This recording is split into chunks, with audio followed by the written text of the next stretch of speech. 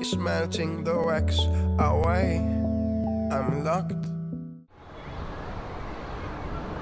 There's one thing Palestinians and Israelis have agreed on for decades, that Jerusalem's old city is worth fighting for. Sometimes, as in recent weeks, the fighting is in the open.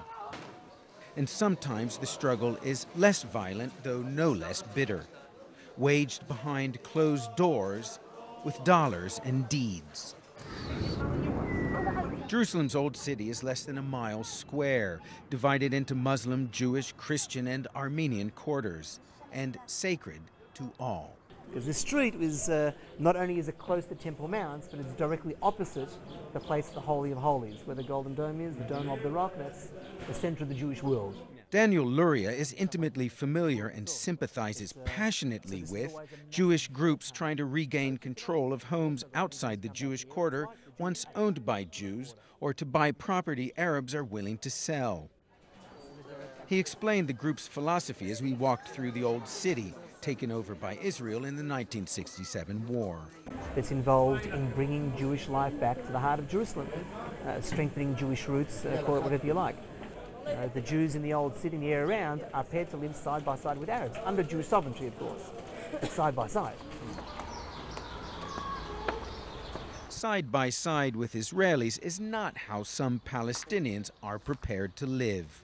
يحب المال يحب المصاري مستعد حتى لو البيت مش إله هو مستأجره بياخدوه منه. I was born here, Palestinian Nasser Karain tells me.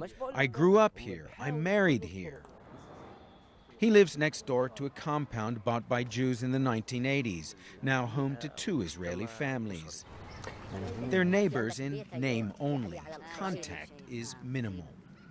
Nasser says he's under constant pressure from Israelis to sell. بتيجي بتاقل ذهب كل حجر عندي في أرضي يمكن هديك الساعة تغريني إني أفكر أبيعك. I told them, he says, they'd have to pay the weight of every stone in this house in gold just to tempt me to think about selling my house, and still I'd say no. يعني كتب اسمي ورا أبوي بعز علي فرط بصامتي أنا فيها.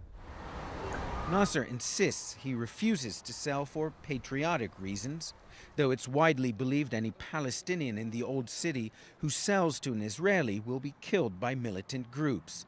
Some have sold and promptly skipped town. The Jewish house next to Nasser's, one of more than 40 properties controlled by Jews outside the Jewish quarter, is guarded round the clock.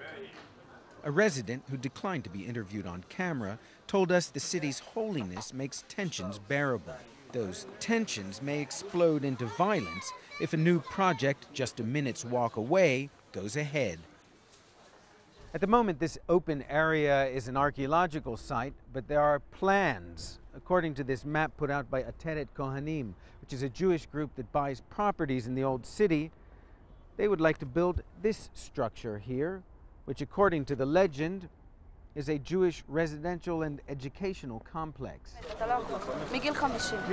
Palestinians say such projects are part of an attempt to drive them out of the old city, replacing the Palestinian majority with a Jewish one, thereby ensuring it will remain under Israeli control in any final peace settlement.